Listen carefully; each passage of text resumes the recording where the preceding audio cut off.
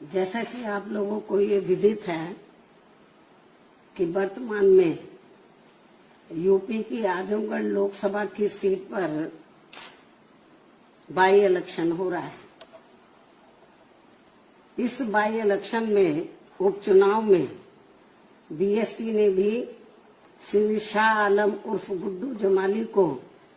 चुनाव के मैदान में उतारा है। जो हमारे ये उम्मीदवार यहाँ के स्थानीय निवासी हैं तथा ये बीएसपी से कई बार विधायक भी रहे हैं। इन्होंने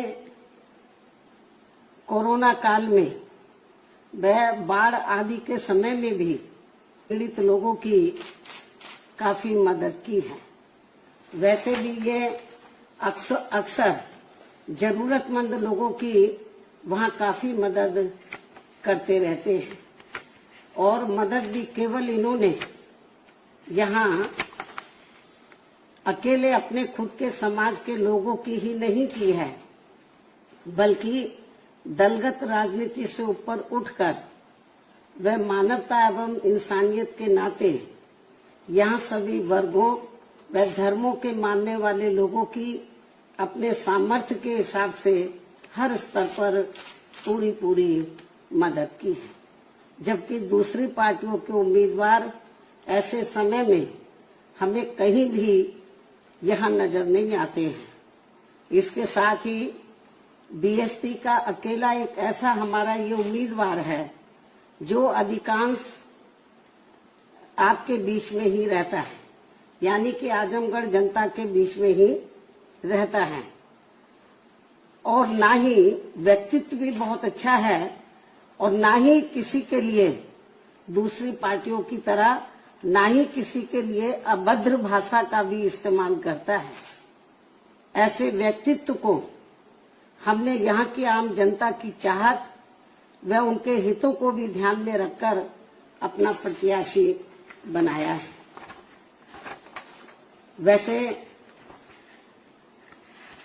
यूपी विधानसभा आम चुनाव के बाद ये पहला मौका है जब बीएसपी यहाँ ये उपचुनाव लड़ रही है। आजमगढ़ लोकसभा की सीट पर यहाँ ये उपचुनाव लड़ रही है। हालांकि ये उपचुनाव है, किंतु लोगों के लिए यह इस मायने में खास व अति महत्वपूर्ण है कि वे एक तीर से दो निशान करके पहले भाजपा को हराकर उनकी अग्निपथ आदि जैसी जन विरोधी नीतियों व बुलडोजर आदि वाली अहंकारी कार्यशैली का सबक सिखा सकते हैं। मैं इस बात को फिर रिपीट करती हूँ, हालांकि ये उपचुनाव है, किंतु लोगों के लिए यह इस मायने में खास व महत्वपूर्ण है कि वह एक तीर से दो शिकार करके पहले भाजपा को हराकर उसकी अग्निपथ आदि जैसी जन विरोधी नीतियों व बुलडोजर वाली अहंकारी कार्यशैली का सबक सिखा सकते हैं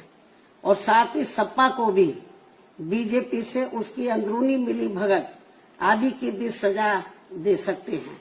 जिससे ये पुनः स्थापित हो जाएगा कि खासकर यूपी में भाजपा को चुनाव में पराजित करने के लिए सपा नहीं बल्कि बीएसपी ही सर्वाधिक शक्तिशाली माध्यम है।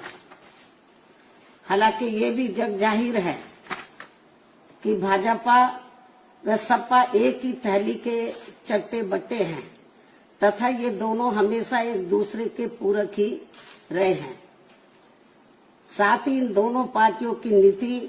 व कार्यशैली एक दूसरे को अंदर राजनीतिक तौर पर मदद व मजबूत बनाने की ही रही है, जिसके एक नहीं बल्कि अनेकों उदाहरण लोगों के सामने मौजूद हैं, जिसका खामियाजा औरों से कहीं अधिक यहाँ अकलियतों व समाज के अन्य उपेक्षित वर्गों के लोगों को ही उठाना पड़ता है। इतना ही नहीं बल्कि पिछले विधानसभा आम चुनाव में भी इन दोनों पार्टियों के भारी षड्यंत्र एवं आपसी मिली भगत के तहत ही, यानी कि इससे पहले जो असेंबली का चुनाव हुआ, ये बाई इलेक्शन से पहले, तो इन दोनों पार्टियों के भारी षड्यंत्र एवं आपसी मिली भगत के तहत ही बीएसपी को बीजेपी की बी टीम बताने व चुनाव को घोर हिंदू मुस्लिम सांप्रदायिक रंग देने का ही नतीजा था कि बीजेपी यहां दोबारा से सत्ता में वापस आ गई। ये भी मैं